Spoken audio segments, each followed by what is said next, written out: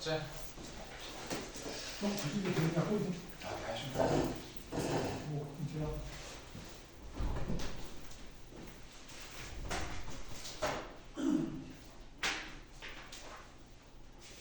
숙제 있었니?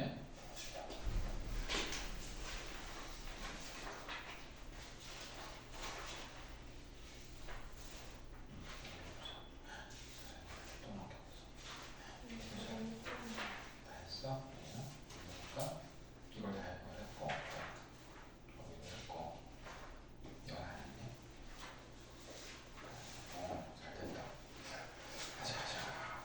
자, 오늘 딱 새로 들어가는 단원이라 잘 됐다. 44페이지.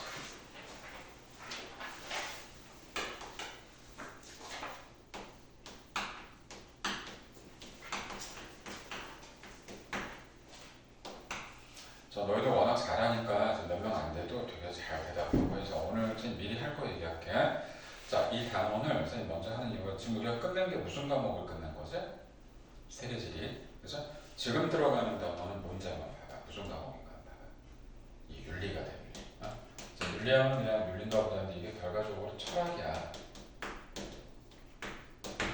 그러니까 우리가 좀 보면 아, 뭐 철학이 철학 아닌가 그러는데 그때 학자들이 되게 많이 나온다. 그리고 여기 너희 학교가 발표는 아니야 지금? 언제 나지? 1월 말 1월 말에 여기 갔니? 운주? 한교고 판교본 어디다 그랬지? 아, 다 다르지. 또 대전, 또 규린 거기는 저 거쳐는 가시원에 뭐라 그랬어? 다 달랐다 맞아. 정이 여기 나왔어. 학생. 뭐다 달라. 여기가 없네. 자, 그래서 자 일단 세 학교 모두 다 특징이 있어. 근데 이거 일일이 얘기 못 해주는데 그 학교에서 일단 두 학교는 가르쳤기 때문에 윤리 선생님이 있어. 응? 근데 이렇게 되면 여기 내용보다 조금 더 어렵게 한다. 그리고 아까 원장님도 얘기했지만은 결국 3학년 때 가면은 거의 비슷해지기 때문에 1학년 때 점수 차이가 확 나버리거든. 그러니까 이걸 일단 깊게 잘 해놓고 뭐 어느 과목이 어려우세요를 물어볼 수가 없어요. 상대적이야 되게. 다 과목도 솔직히 아까 뭐 얘기하셨지만 다 1등급을 맞기 왜 힘드냐면 다 잘하진 않거든. 그죠? 아무리 날고기여도 자기 약점이 있다고 말이야. 그러니까 사회 과목 같은 경우는 거꾸로 또 어떠냐면 다 잘한다고 생각해. 다 쉽다고 생각하는데 그럼 다 1등급 나야 될 거 아니야. 그래서 그렇게 나올 수가 없다고. 그러니까 이것도 방심하면 안 되고 자 이제부터 들어가는 내용은 뭘로 잡아줘야 되냐면 두 가지 인간 중심이냐 자 그럼 반대는 자연이 중심이냐 이렇게 보는 게 아니라 생태 중심이냐고 물어봤다.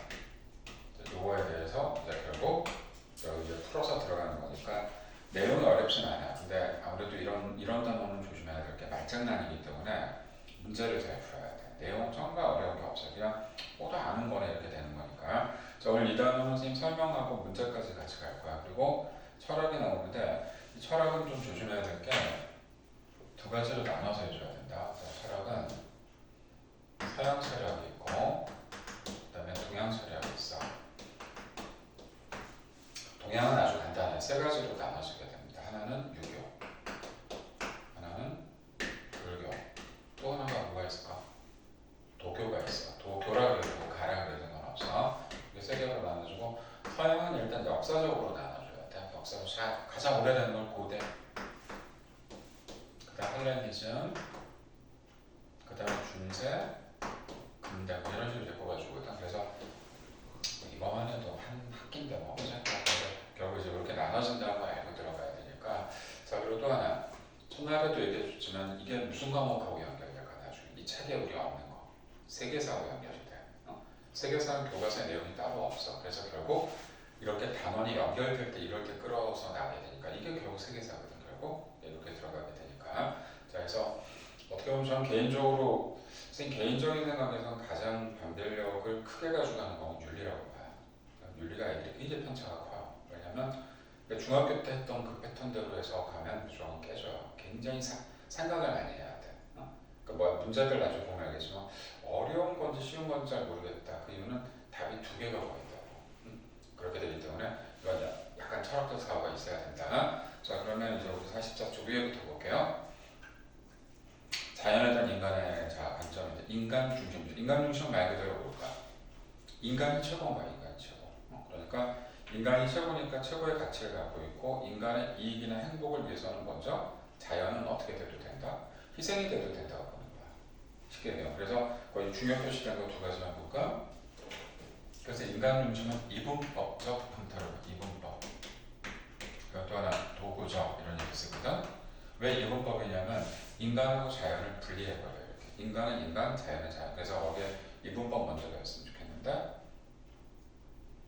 인간과 자연을 분리했다는 거고 또 하나 그 밑에도 주거나 자연의 도구적 가치 도구를 다양한 수단이라고 써요. 그러니까 쉽게 얘기할게 우리 인간 아닌 것 중에 하나 예를 들어볼게. 우리 먹는 소 있지? 키우는 소. 자, 소를 애완으로 키우는 사람 없지? 저는 소를 너무 좋아해 집에서 말 같지도 않은 얘기고 자, 궁극적으로 키우는 이유가 뭐야? 소를 왜 키우지? 잡아먹으려고 키우는 거 아니야? 그죠? 그러니까 뭘 위해서? 인간을 위해서 소는 희생을 하는 거야 그냥. 그걸 도구라고 얘기해주면 돼. 수단으로 쓰이는 거야. 인간의 보양식으로 소를 먹으면 소는 아무것도 아닌 거지. 그러니까 이럴 때가 우리가 수단이나 도구라고 얘기하는 거야. 그래서 결국 이렇게 주어진 형태가 되는 거고. 자, 따라서 여기 나온 것 중에서 이게 특징이 되는 거고. 자, 그럼 장점이 뭔가 보자. 그래, 결국은 과학 기술의 발달과 경제 성장을 이루고 인간의 삶을 풍족하게 해준다는 게 뭐지? 인간에게 어떻게 쓰인다? 유용하게 쓰인다. 이렇게 되면 전부 다 인간 중심이 되는 거야. 그래서 인간 중심을 지금 얘기했던 이런 쪽에서 쓰이고 있다는 걸 알아주면 되겠고 단점이 있지. 너무 지나치게 이걸 강조하면 어떻게 될까요? 모든 자원을 다 써버리게 되겠지. 그치? 소를 다 잡아먹는다거나 그러면 자원 고갈이나 또 그러니까 우리가 소나 돼지나 이런 걸 요즘 키우지 말라 그런 이유가 있어. 왜 그럴까? 소, 돼지, 양 이런 거. 또 우리 과일이 아니라 채소 중에 아마 파프리카 그래도 뭐가 있는데 그거는 키우면 물이 너무 많이 들어가는데 물을 너무 많이 써야 되니까 환경 문제가 발생하는 거거든. 그래서 나온 대로 환경 오염을 야기시킬 수 있다든지 이런 상황이 되니까 자 여기까지 얘기되는 게 어려운 게 없으니까 그럼 이걸 얘기했던 학자들이 누가 있냐 그러는데 우리가 알고 있는 철학자 대부분 다 이런 얘기를 했어.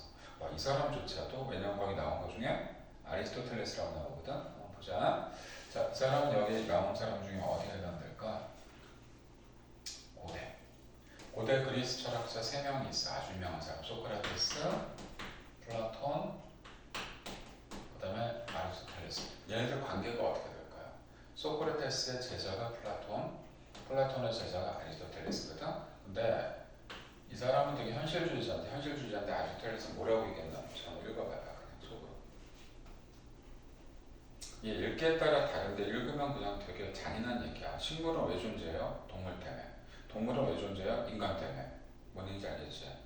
그 잡아먹던 말든 상관없다는 얘기야. 그러니까 이렇게 훌륭한 철학자도 결국 인간이 최고기 때문에 나머지 희생을 해도 된다고 본 거야. 알겠지? 두 번째, 이거는 베이컨 근대 경험주의 철학자 중에 가장 유명한 사람인데 이 사람이 했던 유명한 말이 있어. 아는 것이 힘이다.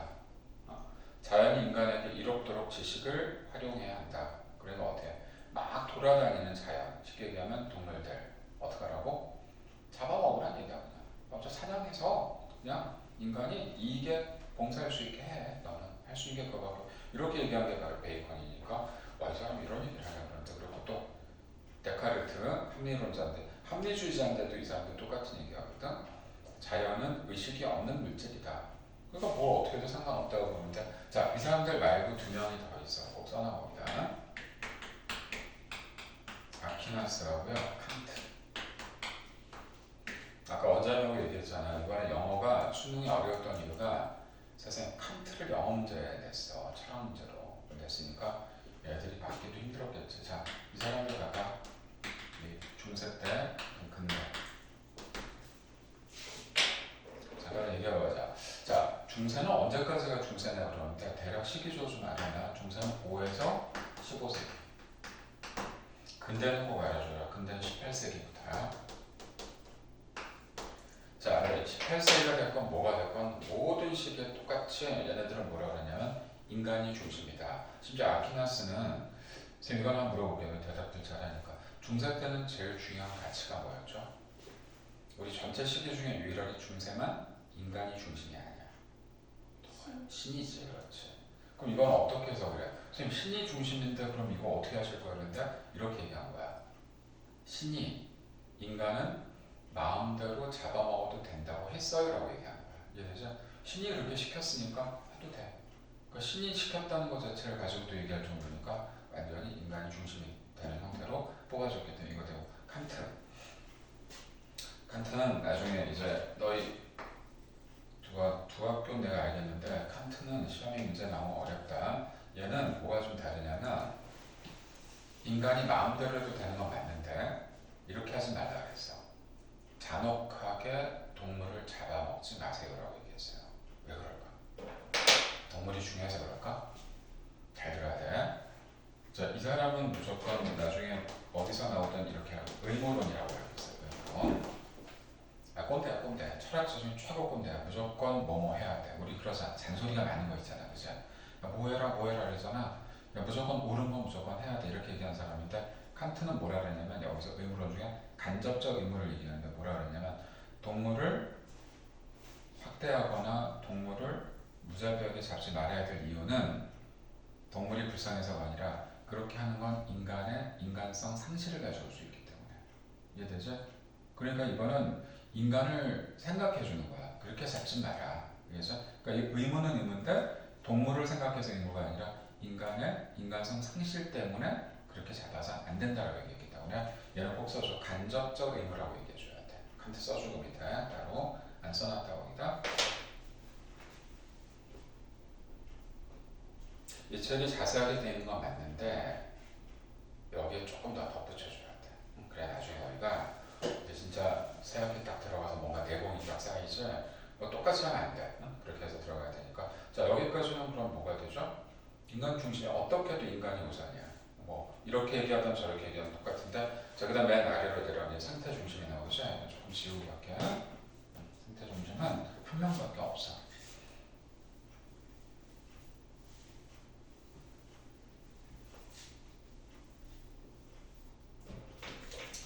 자, 생태 중심은 뭐냐면 인간하고 자연이 서로 교류를 해야 되는데 자, 아래쪽 설명하는 거죠. 생태 중심은 인간과 자연의 관계에서 인간의 이익보다 인간을 포함한 자연 전체.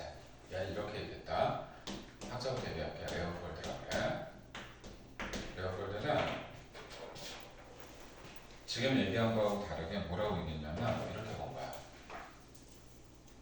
자연이야. 자연 안에 인간도 있고 동물도 있고 식물도 있고 또 하나가 뭐까지 포함시킬 거예요? 이런 생물 말고 또 바로 포함시키는 게 뭐냐면 자 바로 흙, 공기, 물 이런 것까지 다 포함시키는 거야. 그러니까 완전 전체를 보는 거기 때문에 이 사람들에서 뭐라 그러냐면 전체 하나로 봤을 때 이걸 우리가 전일론이라고 해. 한자로 쓰면 전체가 하나다. 그러니까 이 안에 인간이 포함되어 있으니까 인간이 특별하게 동물이나 뭐 물보다 더 존재가 화려하거나 더 도드라지지 않는다고 하는 거야. 같이 하나로 묶어버리거든. 이렇게 해서 밑에 내용 보세요. 여러 중요 표시되어 있죠? 특징, 거기다 딱 다시 한번 준 거죠. 전일론적 관점. 그러니까 이게 한자로 안 써놨기 때문에 너희가 풀어야 된다. 전체 하나로 본 거야. 그래서 인간을 포함한 자연 전체를 하나로 보는 거야.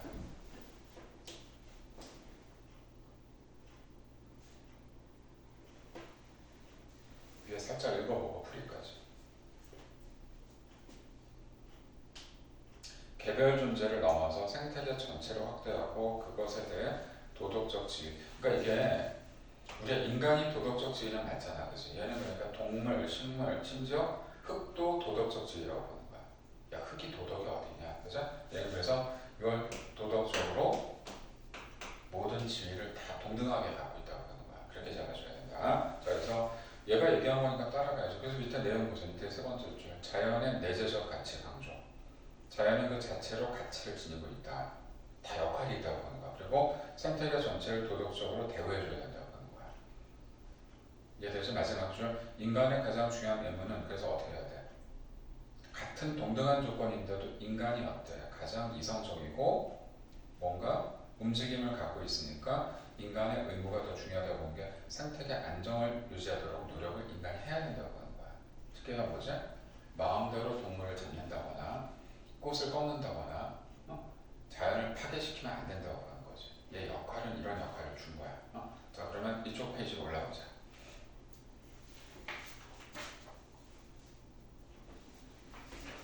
봤다가 잠깐 이쪽으로 갈게요. 그러면 생태 중심적인 장점은 뭐가 될까? 인간이 생태계를 보존해야 할 의무를 일단 점에서 환경 문제를 바라보는 새로운 시각이니까 요즘에 우리 생각에 들어간다면 이렇게 얘기하지 않을까? 지속 가능한 개발. 그러니까 개발을 할 때 어떻게 하는 거야? 환경을 지키면서 한다는 얘기죠. 그렇게 돼서 자 들어갔는데 자 그러면 얘가 오르냐면 꼭 오른 건 아니죠. 왜 그러냐면 자, 문제점이 거기 써 있어. 자 이걸 너무 강조하다 보면 어떻게 될까? 아주 중요한 단어가 하나 나왔다. 환경 패시즘이라고 하죠. 패시즘 많이 쓰는 단어인데 잘 모르더라. 패시즘이 우리말로 풀면 뭐냐? 우리말이 패시즘이 아닌가? 이거를 전체주의라고 그래. 전체주의는 뭐냐면 히틀러 생각하면 돼. 나치즘 또 일본의 군국주의. 뭘 위해서 뭘 희생할까? 대를 위해서.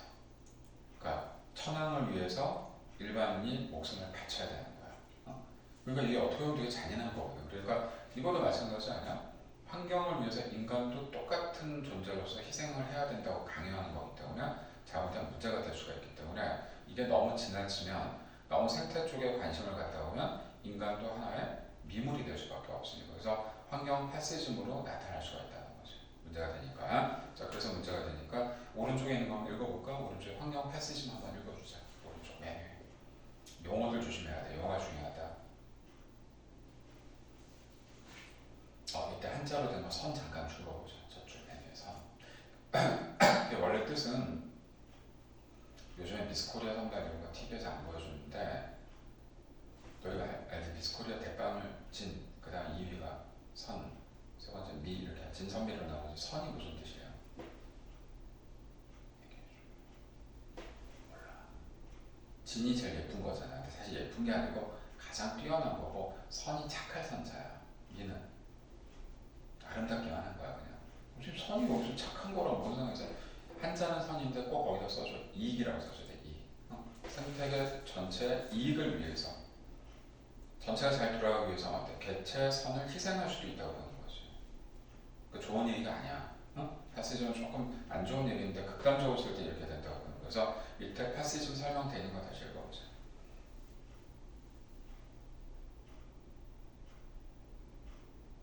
그러니까 패시즘 우리말로 풀면 전체주의예요. 알겠죠? 그렇게 알고 들어가. 그렇게 하고 자 그러면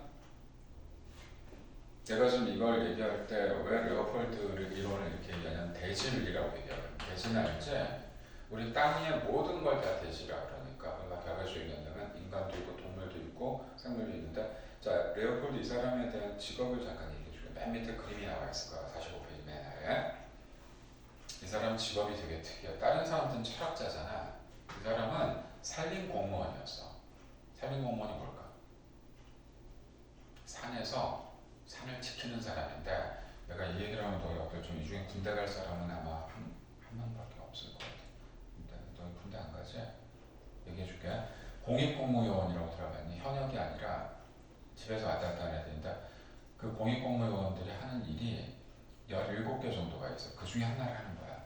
가장 편한 게 뭐냐면 여기 자치센터 있지. 그래서 자치센터에서 그냥 뭐 서류 띄워주고 이런 거 하는 사람도 있고 예부분 통지서 돌리는 것도 하는 일도 있고 되게 쉬운데 가장 힘든 게 뭔지 내가 물어보니까 오늘 같은 날 춥잖아. 산에 올라가서 이상한 사람들이 거기다가 밥을 해 먹거나 뭐 이상한 방어라고 이런 걸 잡아내는 일을 하는 사람들이 있어. 이걸 한 거야 이 사람이 직업이. 자 이걸 교수님 뭐가 이 사람 하다 보니까 자기가 그 직업에 대해서 사명감을 가지고 열심히 하다 보니까 어떤 걸 발견했냐면 그림에 보이지 사슴이나 이런 애들이 늑대한테 잡아먹는 걸 본 거야. 슬프지? 그러니까 얘는 어떤 생각이 있을까? 내가 총으로 저 늑대를 죽여버리겠다. 늑대 같은 경우는 뭐라고 할까요? 여기서는 최상위 포식자라고 얘기하거든. 늑대를 잡을 수 있는 동물이 없으니까 저거만 잡으면 생태계가 잘 돌아가겠지 해서 늑대를 다 잡은 거예요. 자, 그 뒤에 일어난 일이 뭘까요? 한번 보세요. 그 모든 게 해결될까? 그러니까 밑에 사슴이나 노루들이 번식이 너무 많아진 거야 지금. 이해되지? 그러니까 어떻게 돼 걔네들이 풀을 다 뜯어 먹어버린 거야. 풀을 다 뜯어먹으려면 여러 가지 문제 중에 무슨 문제가 있습니까? 비가 오면 산사태가 일어날 확률이 높죠. 그래서 이 피해가 그대로 인간에게 돌아오게 된 거야. 그래서 얘가 느낀 몸소 체험한 게 뭐냐? 아, 다 중요하구나. 자연은 손을 안 대야 되는구나. 그 인위적인 짓 하지 말고 그대로 놔두는 게 가장 좋은 방법이구나. 그러니까 다 자기 역할이 있다라고 하는 거야. 내재적 가치가 있으니까 이건 그대로 두는 게 좋겠네요. 라고 생각한 거지. 그렇게 된 거고. 자, 그래서 전체적으로 좀 얘기했던 대로 이걸 느꼈던 사람이 레오폴드니까 레오폴드는 자기가 직접 이걸 경험해 본 거야. 그래서 아, 다 중요하다. 하나의 전체적인 구도를 봐야 되겠구나. 이때 인간의 역할은 의무론적으로 다른 행위를 하지 말고 지켜줘야 되는 거다라고 보는 이 사람이니까. 다시 쭉 올라와서 45페이지 맨 위에 그 본문으로 들어와서 위에서 5번째죠. 레오폴드의 대지윤리 있지? 이거 그대로 읽어보자. 꼭 시험에 그대로 내거든.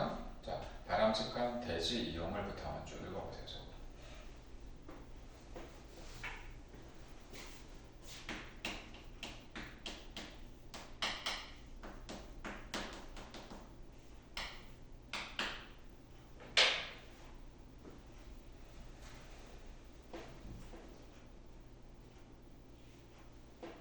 그래서 우리 이제 용어들 좀 조심하자. 유기적 관계라는 게 뭐냐면 서로 연결이 돼 있어야 돼. 끊어지지 않고. 보완한다는 게 뭔지 혹시 들어봤니? 보완적.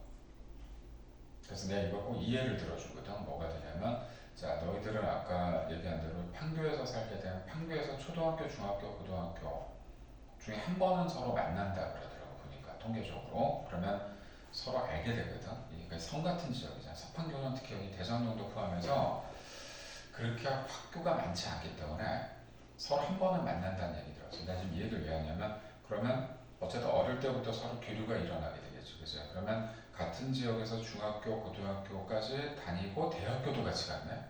심지어 전공도 같이 했네. 자, 이게 과연 좋은 걸까? 왜 안 좋을까? 너무 많이 알면 네, 맞아. 맞아. 진짜 좋아. 선생님 이제 선생님 먼저 살아봤잖아, 그지? 너 많이 알잖아, 그죠? 선생님은 중학교, 고등학교, 대학교를 같이 간 친구가 하나 있어. 지금은 안 가, 걔를. 응? 왜 뭐냐면 서로 너무 많이 하니까, 서로 많이 하니까 나에 대한 얘기를 딴 데 가서 너무 쉽게 할 수가 있지. 나도 마찬가지일 거야, 그죠? 그러면 본의 아니게 자기 비밀이 이렇게 새나갈 수가 있어. 악의적으로 하지 않았더라도. 그러니까 그 집안에 대해서 너무 잘, 쟤는 아빠가 뭐 하시고, 집안에 좀, 이게 듣기 싫어도 막 어디 가서 이런 얘기를 내가 들으면 기분이 되게 안 좋거든, 그죠? 너무 많이 하니까. 내가 지금 얘기를 왜 하냐면, 그럼 결과적으로 생활 환경도 비슷해. 이거 비슷해. 그럼 서로 도움이 안 돼.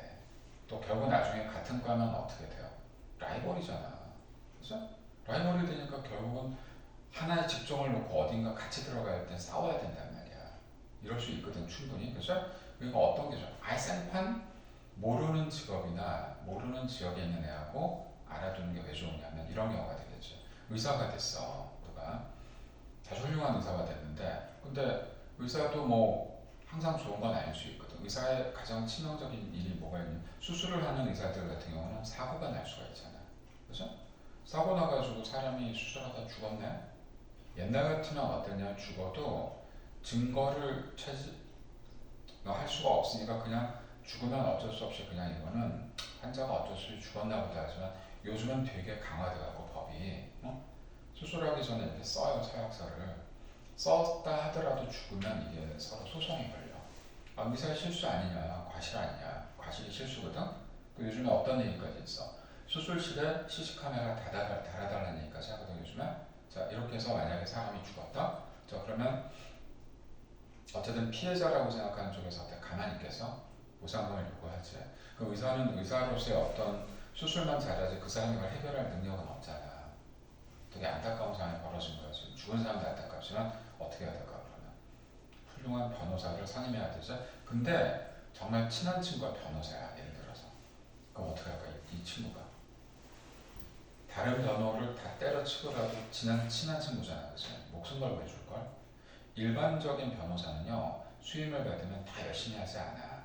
왜 그러냐면 여러 사건들이 있기 때문에 시간 안 배려서 딱딱 몇 시간씩만 하지 그렇게까지 전력 투구하지 않거든. 친구잖아, 그죠?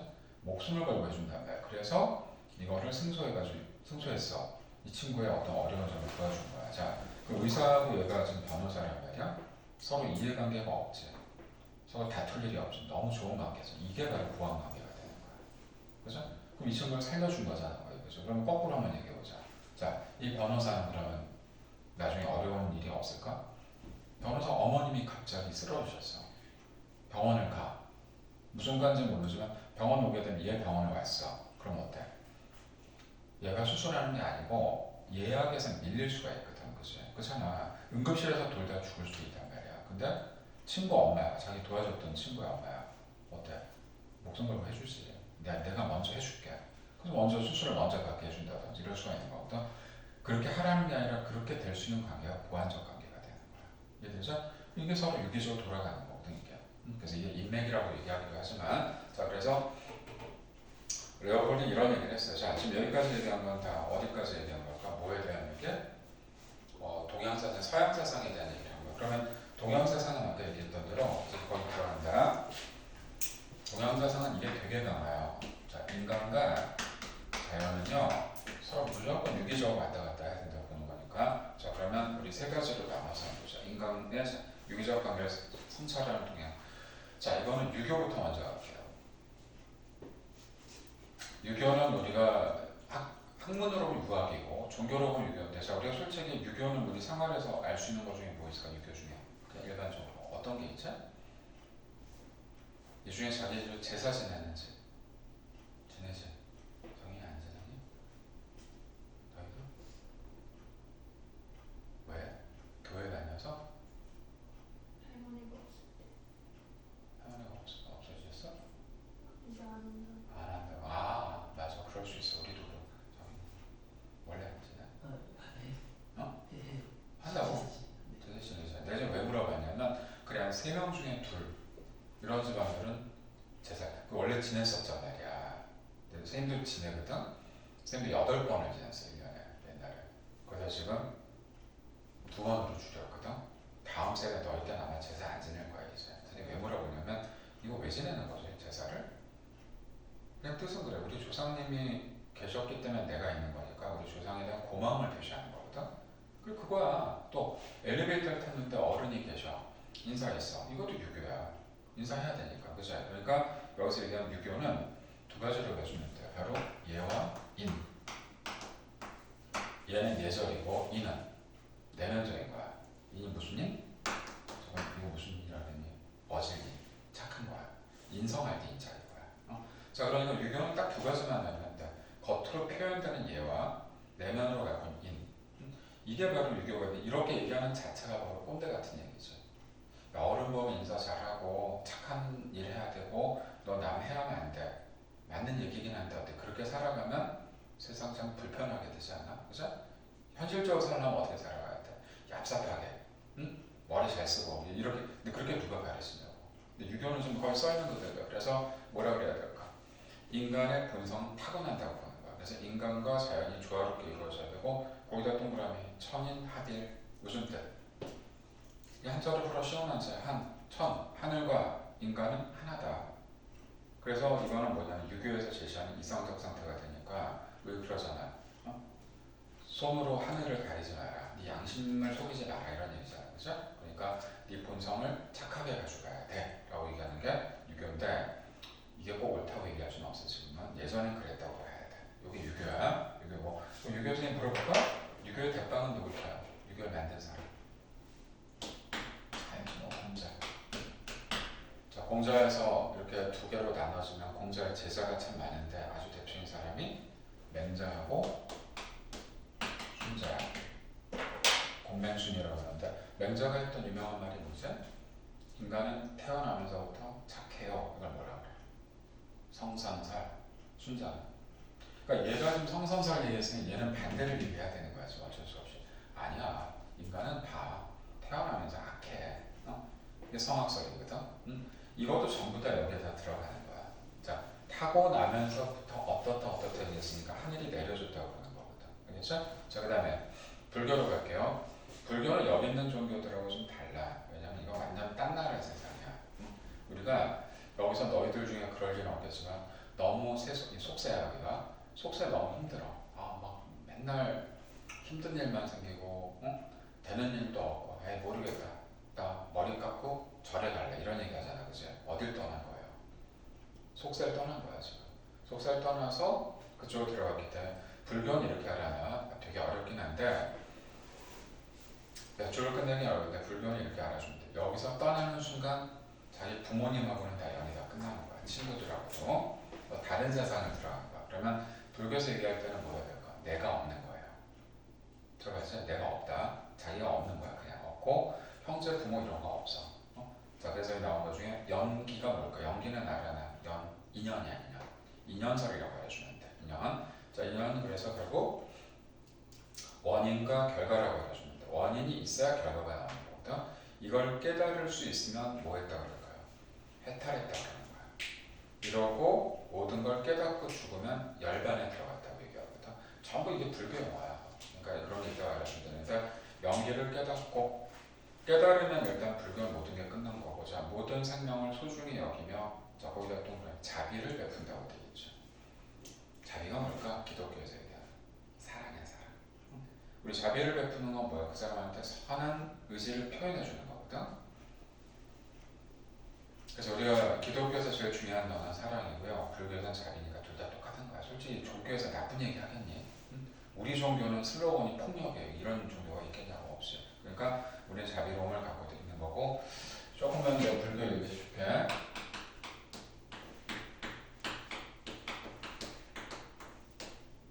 이제 불교에서 나오는 생로병사가 뭔지 알지? 생, 태어나고, 늙고,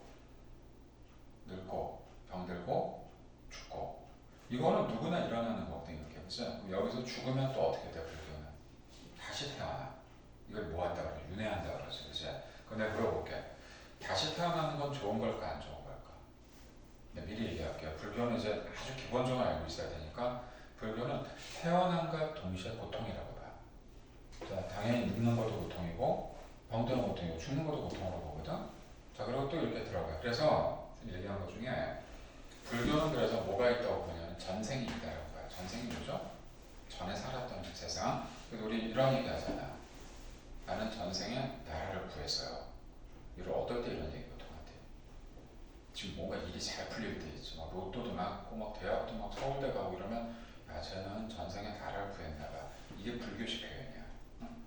그러니까 전생에 선업, 좋은 업을 쌓으면 지금 세상에 잘 살게 된다고 보고, 전생에 너무 더럽게 살았으면 계속 꼬이는 일이 생긴다고 보는 거야. 자, 그러니까 거꾸로 얘기하면 지금 살아 세계는 어때? 잘 살아야 다음 세상에 어때? 잘 태어난다고 보는 거죠.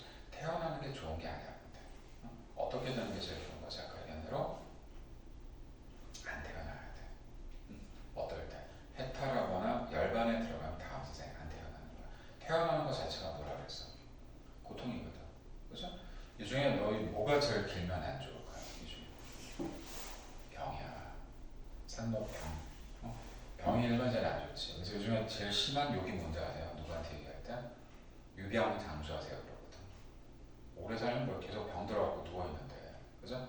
이게 굉장히 안 좋은 얘기거든 사실. 생老병사 그냥 그런 거보다 하는데 계속 이게 계속 이렇게 도는데, 그죠? 불교는 이런 얘기를 하는 거야. 그래서 뭘 깨달으면 연기를, 인연설을 깨달으면 더 이상 태어나지 않는다는 얘기야. 그죠? 이렇게 하고. 자, 도가가 너희가 제일 모를 수 있는 부분인데, 도가는 알아나? 도가는 누가? 도가에서 대표적인 사람이 누가 있을까? 얘하고 같은 시대에 태어나는데 사이가 제일 안 좋았지. 뭐 당연히 안 좋죠. 유교랑 도가랑 사이가 안 좋은데 여기에 대표적인 사람이 누구지?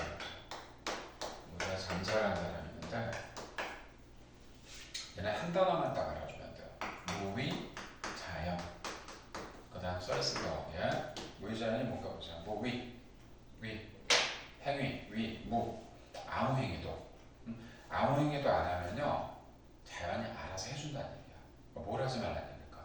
인위적인 짓을 하지 말라는 얘기야. 그러니까 얘는 그래도 모두 하지 말라는 얘기냐면, 뭐뭐 해라라는 걸 제일 싫어해. 어른 보면 인사하세요. 그리고 선과 악을 구별하세요. 라는 거를 왜 해야 되냐 이런 거야. 아, 그냥 저절로 되는 건데 왜 이걸 하라 마라. 그러니까 얘하고 도교하고 유교는 사이가 안 좋을 수밖에 없지. 그런데 공통점이 있어. 인간과 자연은 조화롭게 가져가야 된다는 얘기야. 그렇죠? 그래서 거의 셋 다 공통점은 인간과 자연은 조화롭게. 특히 아까 불교는 얘기 안 했지만, 그래서 불교는 뭐 하지 말라고 그러지? 또 하지 말라는 거. 살생하지 마세요라고 얘기하지. 그렇죠? 우리 절에 가면 어때? 사람들 보면 일단 고기 안 먹잖아. 그러니까 살아있는 걸 죽여가지고 먹는 음식은 있을 수 없다라고 보기 때문에 뭐 절에서 갈비 먹었으니 말 같지도 않은 얘기고, 그죠? 그리고 어디 불교 신자는 아닐 텐데 절에서도 김장을 담그거든 걔네들. 뭐 거의 뭐 500포기 막 이렇게 걔네들 1년치를 다 먹어야 되니까. 그럼 김치를 담글 때 김치 안에 뭐가 안 들어갈까요? 한번 맞춰봐. 동물과 관련된 것 중에 뭐 있지? 이 김치가 지역마다 맛이 다 다르거든. 응? 서울 김치는 그냥 이렇게 담백하게 하는데 전라남도 이런 데 해안가에 있는 김치에는 뭐가 들어갈까? 굴이 들어가, 굴. 새우젓 들어가잖아. 그죠? 그런 거 넣지, 그지? 그런 건 넣으면 돼, 안 돼, 여기서? 그러면 안 돼. 그리고 절에서 음식 중에 먹으면 안 되는 것들이 몇 개가 있어. 고기 말고 또 뭐가 있을까? 센 야채들 있잖아. 생강, 부추, 이런 것도 안 들어가. 우리가 요즘 뭐 먹어, 얘네들. 근데 하긴 얘네들 요즘에 먹는 거는 라면도 먹으면 안 되죠. 라면 스프도 이게 동물성이잖아, 그지? 그래서 요즘에 스님들도 먹는 것 중에 식감이 똑같은 형태의 라면이 있대요. 그 동물성 뭐 이렇게 콩 같은 것도 식물성을 해가지고 고기 맛이 나게 한다 그러는데, 그렇다 하더라도 어쨌든 이 사람들은 육식을 하면 안 되기 때문에 뭐 살상을 하면 안 돼. 그렇게 되는 거고. 내가 이전에 이 얘기도 해줬었는데 한번 어떻게 했냐면, 그럼 유교하고 불교하고 다른 점 하나 얘기해줄게. 유교에서는 장례식을 어떻게 할까요? 그냥 예전에 하던 방법 생각해봐. 유교 일반적인 장례식. 무덤, 그렇지, 무덤, 매장이라 그래, 매장. 그러니까 유교에서 최고는 자기 부모님이 돌아가셨을 때 땅을 파고 관을 거기다 넣어주는 게 최고로 자기가 잘한 일이라고 보는 거거든. 근데 요즘엔 매장 많이 하니? 매장 많이 안 하지. 요즘 뭐 하지 그러면? 왜 화장을 할까요? 땅이 없어. 근데 화장은요, 유교식의 장례식이 아니에요. 있을 수 없는 일이야. 제 부모를 태우는 건데 있을 수 없이. 그래서 우리는 저것도 안 했어. 모두 안 했지만 범죄 행위로 돌아가시는 분들 있지. 그럼 그때 꼭 뭘 해야 돼? 어떻게 죽었는지 알려면 부검한다는 얘기 들어봤지? 부검을 한다. 부검해야지. 어떻게 돌아가신지 알 거 아니야, 그죠? 부검도 옛날에 못하게 했어. 왜? 돌아가셨는데 또 돌아가시게 한다 이거지. 두 번을 죽이는 게 말이 되냐? 유교적 전통에서 본다면 있을 수 없는 거거든. 그래서 병명을 몰라도 좋으니까 그냥 놔두라고. 그러니까 매장하는 경우도 있었어. 근데 지금은 어때? 지금은 아니야. 지금은 거의 90%가 화장을 합니다. 화장하는 이유는 지금 땅이 모자라던데, 화장은 어떤 종교의 법일까 이게? 불교야, 불교. 불교에서, 그러니까 우리가 볼 때는 불교는 그럼 어떤 생각이 들어요? 쟤는 아래 위도 없고 뭐야, 저또 사람을 태우고 그러는데, 불교는 그게 아니라, 내가 이제 물어봤었어. 왜 불교에선 사람이 돌아가시면 매장을 안 해요? 그랬더니 이유를 너무나 쉽게 알았는데, 그럼 매장하게 되면 땅을 파야 되잖아. 땅을 팔 때 어떻게 될까? 생물들이 죽을 거 아니야. 지렁이도 죽고 개미도 죽고 풀도 죽고. 그걸 왜 그거를 그렇게 막 뒤집냐 이거지. 그냥 자연으로 그대로 돌아가게 해야 되지 않아? 그래서 여기서 화장하는 거하고 좀 달라. 스님들은 어떻게 화장하냐면 나무를 이렇게 올려, 장작 올려가지고 이만큼 올린 다음에 그 위에다가 돌아가신 분을 얹어. 그 중간 부분에서 스님이 이렇게 불을 이렇게 넣어. 그불 들어갑니다 이렇게. 그걸 우리가 다비식이라고 해. 그 활발 타면 위에는 스님이 이제 어떻게 돼? 뭐만 남을까? 뼈는 남겠지. 응? 뼈 가루를 갈아가지고 이렇게 하는 게 이제 그게 바로 이제 일반적인 요즘의 형태인데, 스님은 몸에서 하나가 더 나와. 뭐가 남을까요? 몰라. 구슬이 나와. 이게 살이야, 살이. 몸에서. 그래서 수도를 많이 한 수도승들 같은 경우는 살이 많이 나온대. 그러니까 거기에 주제 스님이나 훌륭한 스님들은 그걸 다 모아가지고 어떻게 할까? 살이 함에다가 넣어. 보석함 넣어서 어떻게 할까? 그래서 절에 가보면 조그만 탑들이 있을 거야. 그 탑 밑에다 넣어준다는 거야. 그게 불교에서 하는 어떤 장례식이거든. 그래서 불교가 이렇게 되는 거니까, 도가는 근데 그런 거랑 관련 없어. 그래서 무조건 자연 그대로 놔둔 형태가 되기 때문에. 그래서 따라서 이 세 개만 꼭 알아주면 돼. 이게 동양사상이야. 저 오른쪽에 봐줄래요? 4번에다 줄 거는 인간과 자연의 유기적 관계를 강조하는 서양의 자연관. 이걸 읽고 너희가 이게 생태 중심적인 걸 빨리 캐치를 해줘야 돼. 빨리 읽어봐요. 읽어보자.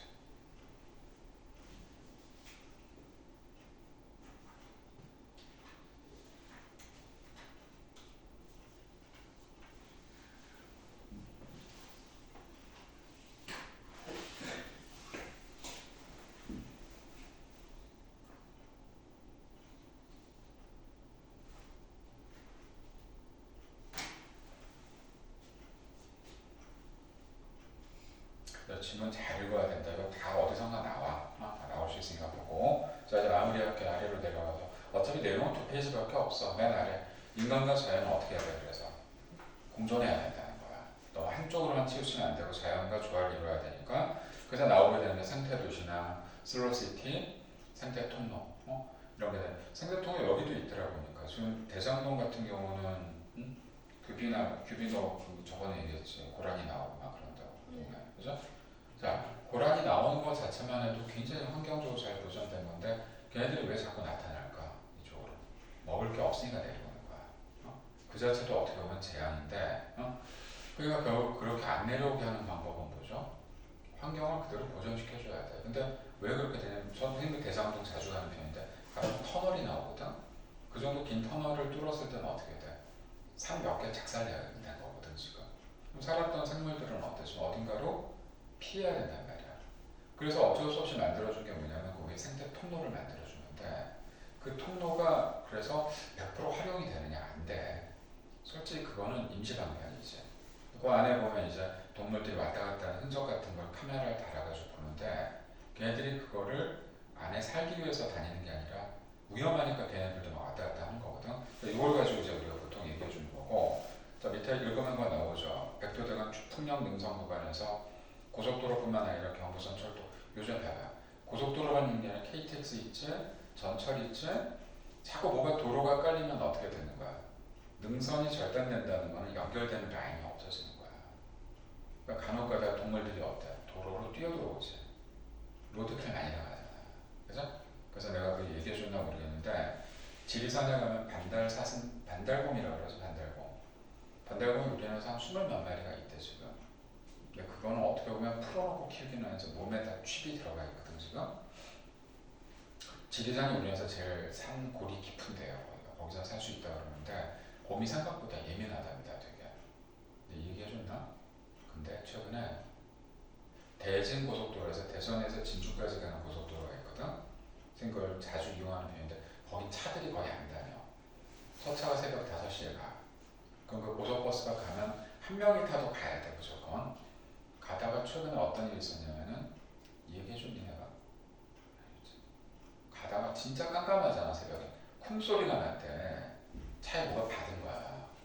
받고 간 거야. 이렇게 동물이 지나가 버린 거야. 그런데 기사 아저씨는 걱정이 되는 거죠 지금. 왜냐면 차도 지금 잘못된 것 같긴 한데 도대체 저 정도로 큰 바다가 쓰면 동물이 죽었거나 웬만한 동물은 아닐 거라고 봐야 돼. 그 동물이 뭘로 판명이 났냐면 진주까지 와가지고 이제 날이 이제 해가 떴으니까 앞에 범퍼를 보니까 범퍼가 찌그러지면 당연한 거고 까만색 털들이 껴있었대 거기에.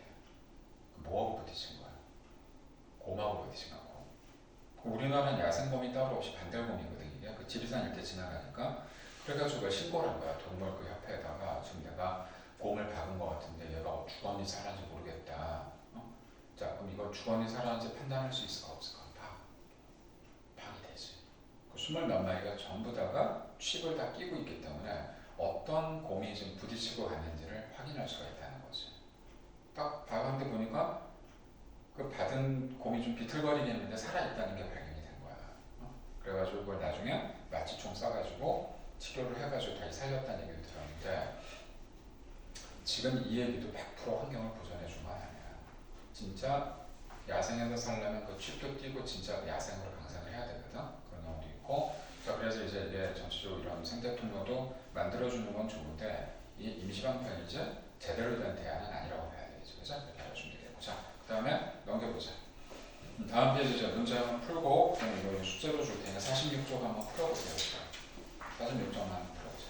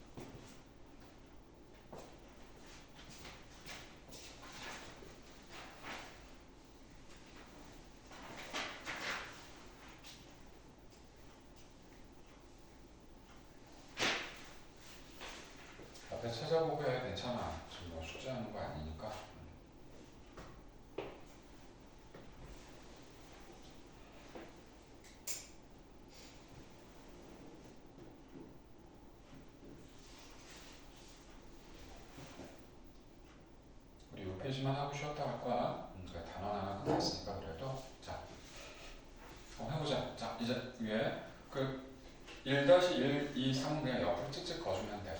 그렇죠? 그래서 전일론 옆으로 기억, 도구적까지 다시 한번 다른 말로 수단이야 수단. 자 이건 니은으로 주고 생태 중심주의는 디귿으로 주면 되겠고 2번은 답이 체크되어 있으니까 보고요. 자 3번 한번 넣어보자 거기다. 좀 전에 했으니까 3-1은 처음인 합 1 이렇게 얘기해줘야 돼. 자꾸 써야 돼. 하늘과 인간은 하나로 합쳐져 있다고 하는 거고요. 자 3-2 연기라는 말이 이제 우리 보통 이거에 준말이거든. 인연이다라는 얘기. 인연은 생긴다. 자 다시 말해서 인연은 바로 이제 원인과 결과로 나타난다고 보는 거니까 그렇게 끌어주면 되겠고. 자 3번 무의 자연 아무 행위도 하지 않아야 된다고 보는 거고. 아까 4번은 설명 안 했으니까 여기서 얘기해보자. 생태도시는 뭐냐면 인간과 자연환경이 조화를 이루며 공생할 수 있는 체계를 갖춘 지속 가능한 도시는 뭘까요? 개발을 하는 거야. 하는데 환경에 문제가 없게 해주는 거야. 그래서 너희들 잘 보면 요즘에 어떤 관광지 같은 데 가보면은 막 철이나 막 콘크리트로 만든 시설이 아니라 나무로 된 데크로 된 데를 이렇게 계단으로 만들어주거든. 나무로 된 건 환경 피해를 안 준단 말이야. 그렇죠? 그래서 그런 식으로 자연하고 인간이 같이 갈 수 있게 해주는 형태 이렇게 되는 거고. 자 이런 걸 우리가 생태도시라고 얘기하고요. 니은은 슬로우시티는 뭐냐면 슬로우가 천천히라는 뜻이 있는데 공해 없는 자연 속에서 전통 문화와 자연을 잘 보존하면서 느림의 삶을 추구한다. 그럼 이게 뭔 뜻인지 모른단 말이야. 예를 들면 어떤 거냐면 도로를 포장도로를 안 깔고요. 자동차를 타지 않아. 자동차는 뭐가 나오지? 배기가스가 나오지. 자전거만 타게 한다. 이런 도시가 바로 지금 얘기했던 대로 슬로우시티가 되는 거야. 그렇게 가지고 가니까. 그래서 어떤 나라가 보면 자동차가 없는 도로가 있어. 거긴 자전거만 타고 다니게 하거든. 그럼 거기서 뭐 환경 문제가 생길 일이 없잖아. 그죠? 그렇게 되는 거고. 그래서 우리가 자동차도 요즘 뭘로 많이 바뀌니? 전기 자동차, 전철, 전기로 가잖아. 전기는 환경 문제가 별로 없거든. 근데 휘발유나 뭐 이제 가스나 이런 건 아무래도 좀 뭔가 뿜어내는 게 있으니까. 그래서 그거 없이 만들어진 도시를 슬로우시티라고 얘기합니다. 그렇게 하고 좀 쉬었다가 문제 몇 개 풀고 그다음 또 뒤로 넘어갈게. 잘했어. 좀 쉬었다 합시다.